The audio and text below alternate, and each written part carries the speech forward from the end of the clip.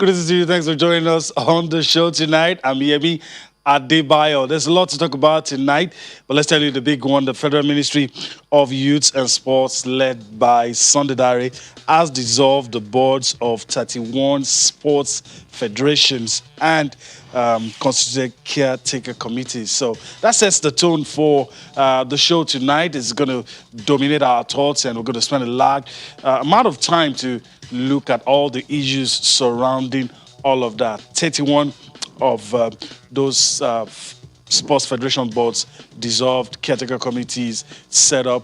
Those caretaker committees will ensure will be there till elections, bring in a new board, and of course that those caretaker committees will help Team Nigeria as we prepare for the Tokyo 2020 Olympics. So we're going to look at that and all related issues as we move on the show tonight. We'll also take a look at what's going to happen tomorrow in England, talking about the English Premier League. We'll also look at the draws for the quarterfinal of the CAF Confederation Cup. We'll look at who Aimba will be meeting in the last 8. We'll also talk about the La Liga NPFL under 15 promises gradually getting to the end point. So we'll look at that as well. Then, of course, we'll also do our best to look at what's happening on the global stage, talking about the Tokyo 2020 Olympics. We'll take a look at all that, and we'll look at Team Nigeria's preparation as we put Nigeria in the picture for all of this. Let's bring you into all that we're doing on the show tonight. It's very important to us to know how you feel about some of those things we're talking about. So, in case you join us for the first time, this is what you need to do. Send us a mail, drop your comments on Facebook, and tweet at us. We want you to do that while we go along on this show. Talk to us on all of the things that we've hinted you that we're going to talk about. Get across to us on send us a mail, Sports Tonight at channelstv.com, on Facebook, Channel 7 Sports. Then you can also tweet at us at channels_sports is where you can, of course, get your views across the globe. Let me quickly introduce my partners on the show tonight. Let me start from the Lagos studio. Let me introduce Damilola Onifade. He joins me tonight. And good to see you, Damilola. Yemi, good evening. It's good to be here again. As usual, so much drama as far as Nigerian sport is concerned.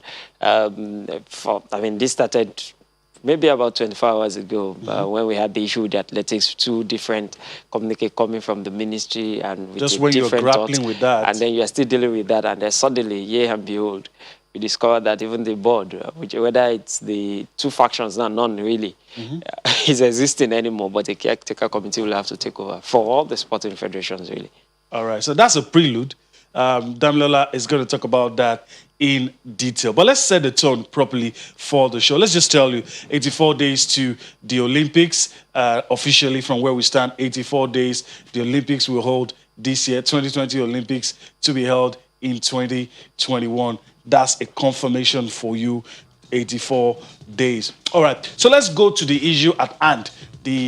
We'll go to the heart of the matter and talk about what happened today. The Sports Ministry dissolving the boards of 31 sports federations. And let's allow you listen to how it all transpired. Of course, the Sports Minister was represented at the occasion, and newsmen were addressed at a press briefing, and this was all that transpired. Having run a full Olympic cycle, the boards of the National Sports Federations inaugurated on 21st of June 2017 are hereby dissolved to pave way for fresh elections. I wish to thank all the board members for their contributions within the period they served in their various federations board. In order to ensure continuity in the administration of the federations, caretaker committees are hereby put in place to manage the affairs of the federations until elections are conducted and the new boards inaugurated. Mindful of the Olympic Games in July 2021, The caretaker committees will work assiduously towards enhancing Team Nigeria participation at the Games. The Ministry, in partnership with the NOC, will release in due course the timetable for the elections into the National Sports Federation's boards. Having consulted with the Nigeria Olympic Committee, the Ministry has concluded to organize elections into the federations using the Code of Governance, which is the administrative machinery that regulates the governance of sports federations in Nigeria. All right, so let's just go on to our Abuja studio and link up with Gara Gombe. He joins us on the show tonight to talk about these issues and every other thing related. Greetings to you, Gara Gombe. Thanks for joining us on the show tonight. Yes, Amy, good evening. It's my pleasure to be here. All right, I want to get your immediate reaction to what you just saw, what you saw on screen, that decision today to dissolve the boards of 31 sports federation. First, let's start with your thoughts, then we'll look at other issues related. Thank you so much. In the first place, I would like to raise this point. I don't know what the minister means by full Olympic cycle. Olympic cycle ends by the time the Olympics is fully hosted. And besides, these federations were fully inaugurated in June, I think June or July. So we are now in April. That means even if you go by the cycle that they meant, Olympics has not taken place yet, and your tenure starts from the day you are inaugurated. The day you take out of office, you begin your tenure. This federation's tenure has not ended. Besides, some of them have elections in different dates, just like you have our political elections in some states like Anambra, Ondo, and Kogi, who have different dates.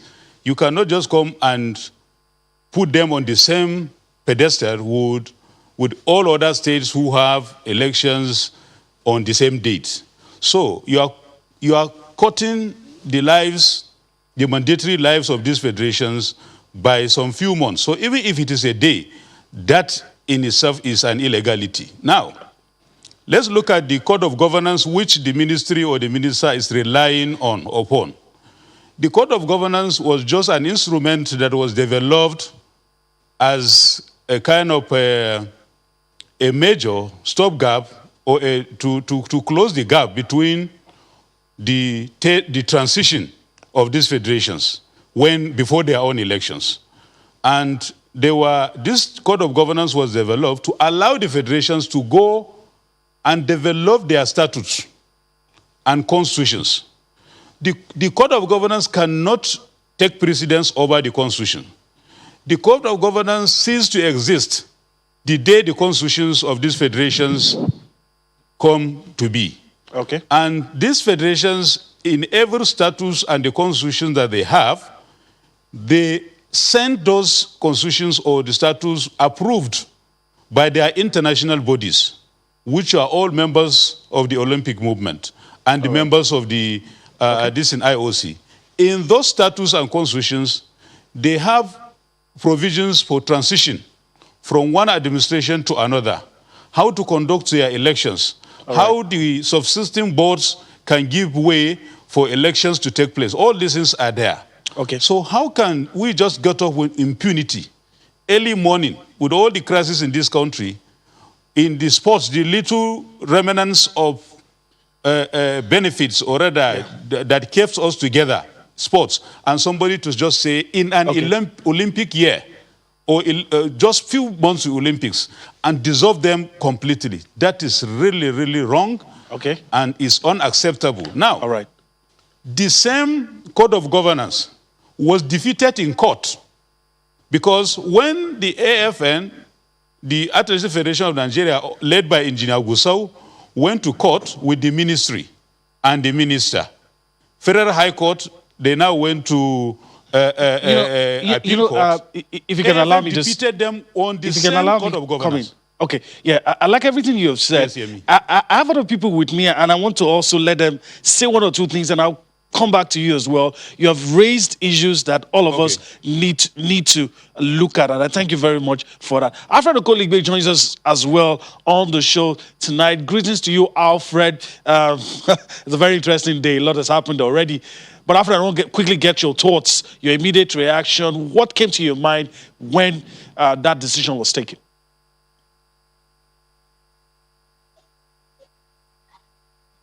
Good evening, Yemi. Good evening to other guests on the show, Dara Gombe, of course, Onifade in the studio. For me, I'm particularly concerned about the language used and the rest of them. Boards of association dissolved, caretaker committee. And for some of them, the first thing that struck me was, you look at the composition of the caretaker committee, it just tells you that it's tailored towards perhaps the ones that maybe enjoyed or, according to the ministry, did very well, allow the president or board members to run, for example, the boards of, say, badminton, for handball, a couple of them golf, a couple of them, it's still those who are in authority, who've been there, ab initio, allowed to continue. I think, and unfortunately, the release said only about eight associations have been able to send in their constitution to say, okay, this is the process that will meet and have transition and the rest of them, which then begs the question of between when these associations were inaugurated in 2017 till now, have these associations not thought twice to come together? And that's another interesting thing. Is required by the ministry.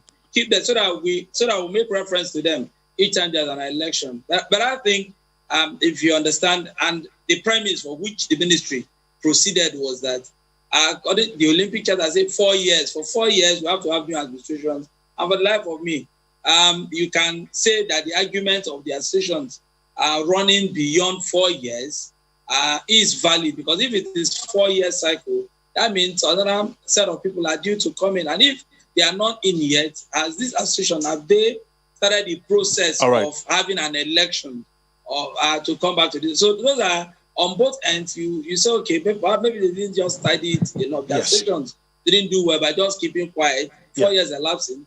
And from that of the ministry, within the big stake, what if the international organization say, no, we can't proceed this way? Like we've seen football over the years. To now, nobody talks about football. Each time want to dissolve associations and boards. Okay, all right. Let me pause you. I still have Damlala with me, but I want to quickly go to Gara. I don't want to keep him waiting for too long. I just want to ask you. I'm careful not to use the word interference, but we are definitely on the borderline. It appears, listening to both of you, we're definitely on the borderline. But I want to ask you quickly before we let you go: are there chances that there's going to be a blowback? Are there chances that this decision will be resisted by some groups? Are there chances that outside the sports fraternity in Nigeria, international bodies might frown at this decision? Are there chances that something like that could happen? Yes, I mean, this is an administrative suicide. Administrative suicide that is taken by the minister. I can tell you the only leeway, or rather the only peace, which is temporary, he will have is because the courts are on strike. The day the courts come back, the array of litigations, injunctions that you will see that will be flying left, right, and center will overwhelm the ministry. That I can tell you. And I can tell you also today, had it been that the courts are not on strike, just as today, by tomorrow you will start seeing injunctions because people have rights. The Constitution of Nigeria has given so many people rights. Again, my fear also is that this is going to boomerang. It will backfire, unfortunately. And again, let me tell you that we are talking about independence, or the last time the minister said the president has declared sports in Nigeria as a business. How can sports be business now when the minister can get up and dissolve federation? That is contradictory. And this code of governance, I will come back to it, it's in itself, it has given rise to, one of the purpose of establishing the good governance is to use the purpose of it is to entrench international best practices in sports administration.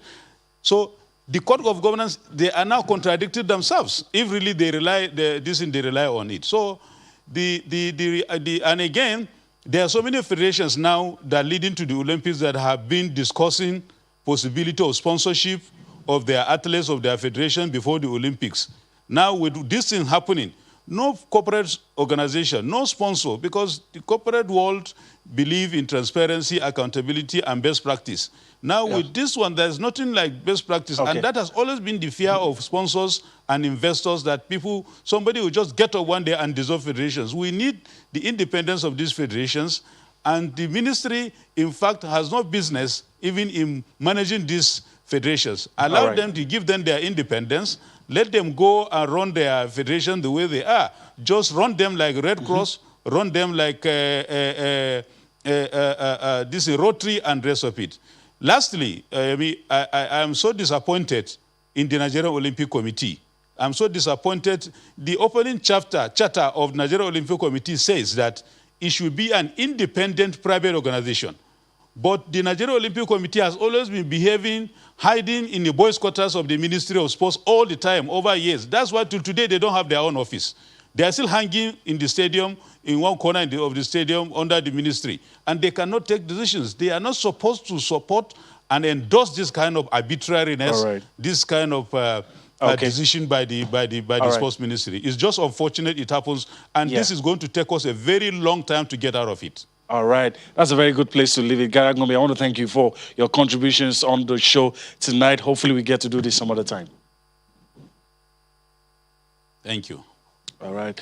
That's Sports Administrator Gara Gombe sharing his thoughts with us on what happened today. The Sports Ministry, in case you don't know, the Sports Ministry has dissolved the board of 31 sports federations, and a lot of reactions, a lot of angles. We're trying to educate ourselves and even educate you in the process. A lot of angles. But Damla, let's see with me before we go on a break.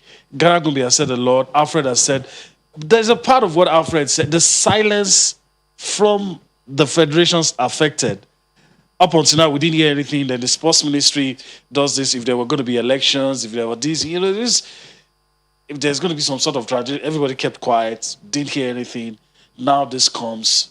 You're wondering why the silence. To be honest with you, that's the part that really bothers me. Because if indeed this federations wants to claim independence, autonomy, as we like to call it, and throw it around there. The point is, okay, you are inaugurated June 2017. By June 2021, your term will lapse. Now, you cannot conduct election in the same month. The election process must have started before now, and we've not heard anything. And so that's, again, it's a point of worry. That's one. You know, just hold your thoughts, because we need to go on a break and allow you finish up on, because there's a lot of gray areas. Yes. And this is not to take sides with anybody else, say this one was wrong, this one was right, but just to help ourselves understand the situation. We find ourselves with 84 days to the Olympics. But we need to go on a break right about now. When we come back, still so much for you on Sports Tonight. Join us again.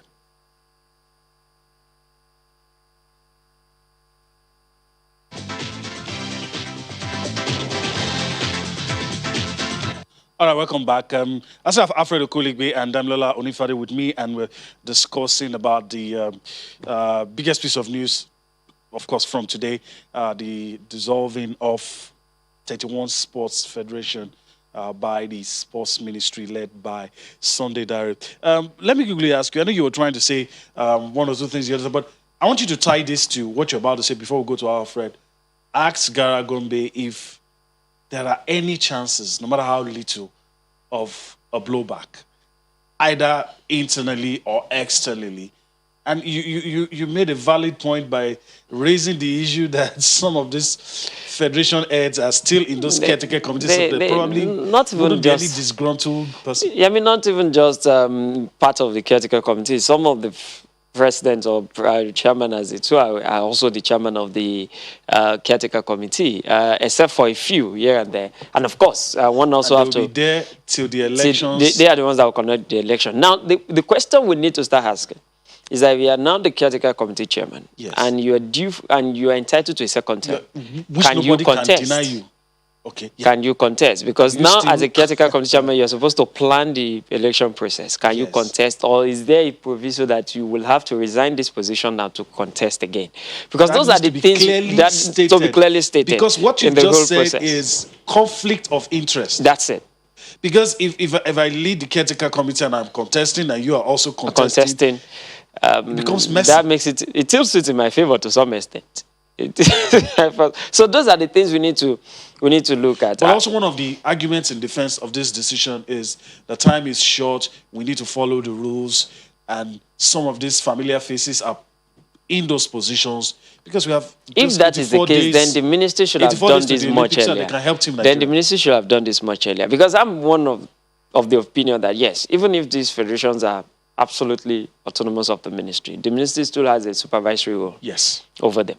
And so if you know that their terms will lapse by June, as of January, I expect the ministry to have been knocking at their doors, telling them that what is your the plan? process? What's What the is the plan plan? for the next election? Where is your calendar? So the ministry itself is probably, if that is the case, probably making this step a bit too late.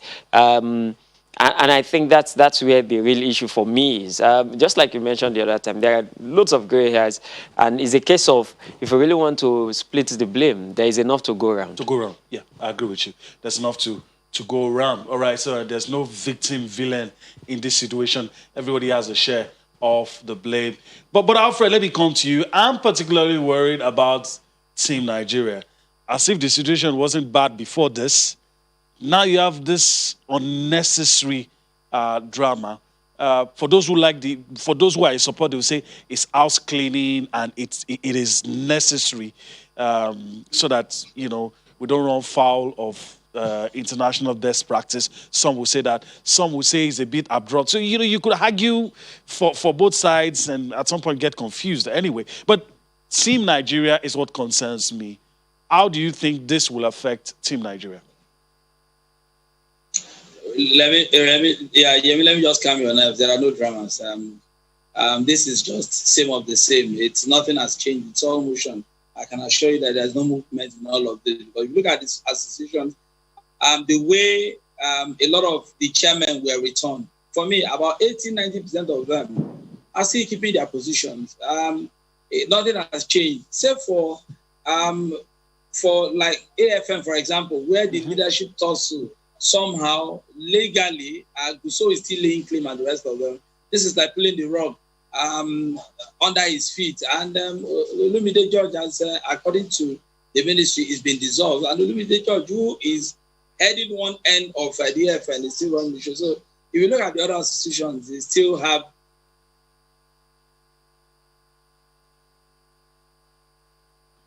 All right, so we'll get Alfred back in the mix. But I mean, the gist of what Alfred is just trying to say is, guys, calm down. The guys are still in charge. We can argue back and forth about the legality of this, but in terms of the transition and how it's going to affect Team Nigeria, he doesn't see any problem. I don't know if you agree. I agree with him. I don't see much of a problem in terms of that. Our participation at the Olympics. But in terms of what administration of sport in the country and the kind of picture we should be painting, I think we must get to a point where we are structure-based, system-based. We don't act at the whims and caprices of whoever is in charge. For me, that's my biggest concern with this decision, because actions are not taken on impulse. Because if you have a system, and this is how we want to move, this is the direction we want to move. For example, if we have a system that says that every federation must have an election 3 months before the end of a tenure, If we have that stated somewhere, maybe in their constitution or something, then we must abide by that, and not just the minister waking up and saying, "Oh, you have 4 weeks to go." Okay, You don't even I need the dissolve. sports ministry You don't even need the sports to come and ministry tell you that. because I stand to be corrected. I know that the proper way you dissolve boards is that you dissolve them on the day of the election. At the Congress, when you want to do the election, you dissolve the board before you do the next election. You don't dissolve a board and then put somebody in charge. Whereas, I mean, because But even from what you've said, don't you think even the sports ministry was put in this situation by the federations who probably because there was no didn't do calendar. You said? There was no calendar for the election. Yeah. Then the sports ministry should have demanded for that calendar first. So this decision should have been the last result. Should have been the last result. For me, it's the first, except they want to give us a timeline of what they've done in the past that we don't know at this Yeah. point. So you have to give them that benefit of a doubt. okay. But if there is nothing like that, this should have been the last If you thing the came out ministry with should have this done. as your First action, instance. for me, it's not acceptable. Okay, all right. There's a lot to talk about. It's a very fluid situation. Of course, we keep monitoring it. Alfred is back with us. I don't know if he still wants to say one or two things before. I mean, because we still have to talk about other issues. But let me allow you finish with your train of thoughts before we go on to some other issues. All right. Yeah, I mean, like I said, there are no drama. If you look at the sports going to the Olympics, or what's his name? Basketball still has Musa Kida. Badminton has Francis Obi still in the Olympic George. According to he has, of course, he enjoyed the support of the ministry all this while. He's still in charge of Athletics Federation of Nigeria. Of course, these are wrestling, Daniel Igalis. So nothing has changed. And you look at it, when it comes to the federations, there are interests that needs to be represented in every federation. So when elections are called, it's not as if everybody comes in. I mean, these elections are done at the local level, the south, the southeast, the coaches. Those are interests that usually those interests are taken care of in the board of this association. So a lot of the preliminary elections would have happened before the main, before the executive committee, election of the executive committee. So some of them qualified to be there from the region or from the interest that they represent in the board. So it's a question of almost but nothing has changed. It's just that the ministry wants to exercise that control that it feels it has. No sport apart from football can say, okay, we can start on our own in Nigeria. And also forget that these associations are somehow parastatals of the Ministry of Sports. Yeah. At every point in time, because the biggest sponsor or the biggest supporter of sports in Nigeria is always the ministry, is the federal government represented by the Ministry of Sports. So when you come and you want to claim an autonomy that you don't, autonomy without money, it's not autonomy because at the end of the day, it's government that foots the bill. And he who, of course, natural justice, demands that he who pays the piper takes the tune. So it's just for the government, the Ministry of Sport, to exercise that control over these associations or this federation. That's what's playing out here. All right. Thank you, Alfred. All right, let's move on the show. We could spend the whole time talking about this and we still won't say enough. So let's move on. Let's talk about the CAF Confederation Cup and give to you. We told you yesterday that the draws will be held, and now it's been held. Let's look at the quarterfinal pairings. There you have it on your screen. Of course, the group phase has taught us a lot of lessons. You can never predict what will happen, but you have it on your screen. Tunisia CS Sfaxien will be up against GS Kabylie of Algeria. You have Orlando Pirates of South Africa who lock horns with Raja Casablanca of Morocco. The Pyramids of Egypt will face our own, their Aba Elephants, the Eyimba of Nigeria, and Cotton Sport Garoua of Cameroon will be up against ASC Giraffe of Senegal. Straight away, let me ask Damilola, do you feel the strongest teams made it to the last 8? Yeah, I think so. I think the strongest team made it to the last 8, and that's where I fear for you would still say Eyimba is one of the strongest teams. Well, if they top their group, then they've earned it. They are not there by white card. They earned it. So you have to credit them for that. I just want to get your thoughts on that. You have to credit them for that. Yeah. Listen, Eyimba is a big club. No doubt about it, in Nigeria and to some extent in Africa. But then I've not been so impressed with their performance so far. in this competition, really. I've not been impressed. I think I expected better. Yeah, some people will say, but they made it through. Yeah, they made it through. But in that group, Enyimba is probably the only team that didn't get an away point. But it's a bit surprising that they didn't get an away point. And Orlando Pirates that didn't lose until the last game of that round were second in the group as well. That's why it's called a crazy old game. Because, again, they where they should have won, they probably had a draw, and Enyimba lost outrightly. But what is more important is we've done with the group stage. We are now so Enyimba Pyramids, the quarterfinal stage. Any crystal ball to look at? The only crystal ball I'll look at is that first leg will determine the fate of Enyimba. Okay. Maybe the only advantage they have is that they will be playing the second leg at home, but they cannot lose badly in the first leg. Okay, so limit the damage, finish them off in the second leg. That is if you have to lose at home, must they lose? But must they lose, okay. All right, let me go to Alfred. First take, do you think the best teams made it to the last 8? Then now that we have Enyimba in the last 8, I mean, what should they do differently? Well, if you say differently, it means that perhaps if they have done something different, they wouldn't have been at this stage of the competition. That home invisibility is key. You just talked about, anybody talked about being the only team not to have picked a way point.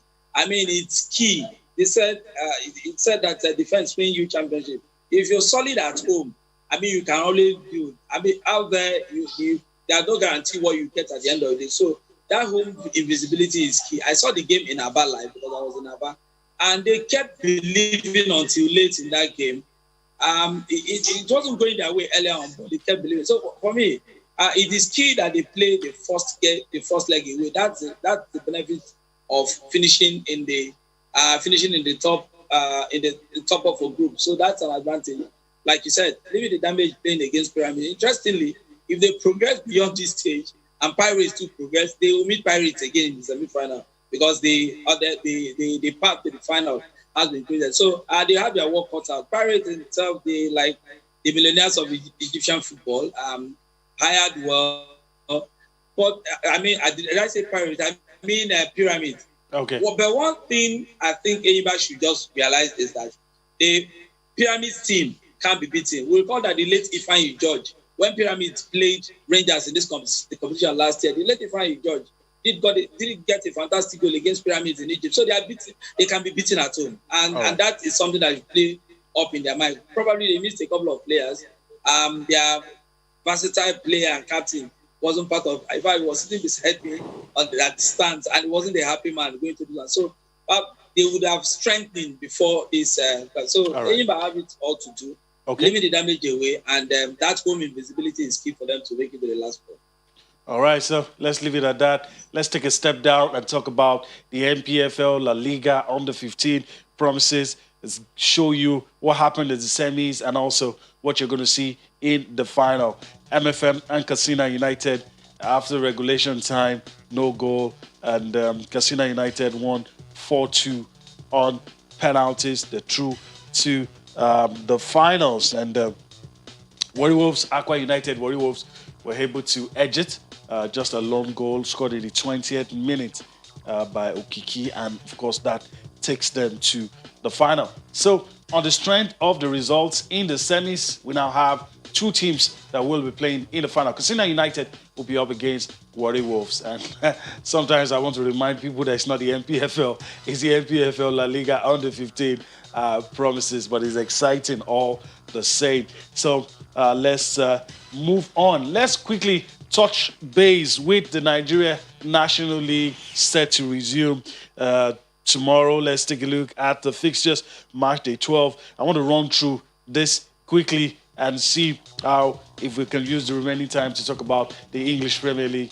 We start with Division A1. EFCC will be up against Mighty Jets. Oya Sports will be up against Gombe United. NAF Rockets will try on Green Berets for size.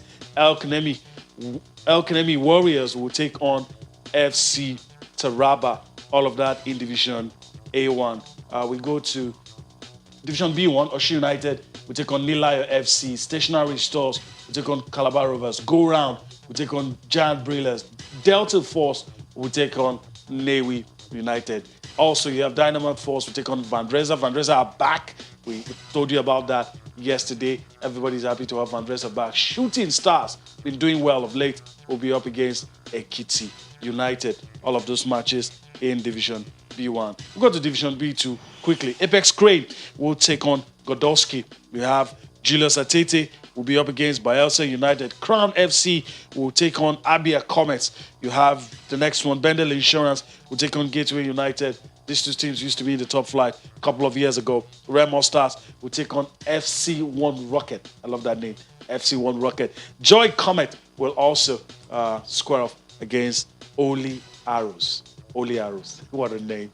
All right, those are the fixtures in the Nigeria National League. We're happy to have it back, and I'm very sure it's going to be very interesting to see those games. The boys are eager to play football. Guys, let's spend the few minutes we have left on the show to talk about the English Premier League. Let's quickly show to you the fixtures. I'm going to get the thoughts of Damilola Olinfade and Alfred Okoligbe on this one. Let's talk about the fixtures. You have it right there on your screen. Crystal Palace will take on Manchester City. Manchester City need to win. Manchester United need to lose. If that happens, City will be champions of England again. Brighton over and Albion will take on Leeds United. Chelsea will take on Fulham. Everton will be up against Aston Villa. These are some of the matches in the English Premier League. Then you have Newcastle United will take on Arsenal. Manchester United will be up against Liverpool easily. Pick of the pack. Then Tottenham Hotspur will take on Sheffield United. Already relegated Sheffield United. Damilola, I'm very sure. I mean, of course, it has to be Manchester United and Liverpool that will get you talking. Manchester United, Liverpool, the irony of it is that Liverpool might just hand the title to Manchester City officially. Because if they defeat Man U and then Man City wins, you take it for the early granted that fixture City will tomorrow, probably win. I think you can safely take a bet on that. Yeah. And you most likely not lose your money. I'll not lose your money. All right. We're pressed for time. Let's go to Alfred Okoligbe. Your parting shot. You've listened to both managers. Let me get your prediction. Well, Man City, like always, reliable, dependable. That's what they are. Scrolling to the championships, and it's a very difficult time for anybody. The kind of momentum they are in, it's difficult for anybody to stop that. Crystal Palace can only try. So a win for City? They have enough in their tank. Liverpool might just do them. A win for City, but Liverpool might just do me a favour. But Manchester United have shown a very strong side. The character they showed in the semi-final, first leg of the Europa League, just tells you the class. I think they are confident inside. And they might just maybe delay the party, ice the drink, but delay the party a bit, but this party must hold. Okay. You didn't make any predictions, but I'll let you off the hook. Alfred Okoligbe, I want to thank you for your time on the show tonight. The pleasure is mine, always. All right. So that's our man, Alfred Okoligbe. Let's quickly tell you before I get Damilola's thoughts. Leicester City and Southampton. That's the game currently going on in the English Premier League. Dying moments of the game. It's still 1-1. Kelechi Iheanacho, a verdict for Johnny Evans. Is doing well. Your thoughts? I don't know if you're going to shy away from a prediction, but your thoughts on those two things in less than 30 seconds? No, I won't shy away. I think Man City will win, and I think Liverpool... Would that win be enough for the title? No, it won't. I think Liverpool, Man U will play draw, so they will suspend it for another 8 days. All right, and Iheanacho's good form continues. Brilliant one. Assist. Brilliant one, really. All right. Okay, we've crossed the finish line. Damilola, I want to thank you for your time on the show. Yeah. Hopefully we'll do this again next week. Definitely. All right. I want to thank you as well for allowing us to be a part of your day. We'll enjoy doing this. We'll be back again next week. Enjoy your weekend. You'll see us next week. I'm Yemi Adebayo.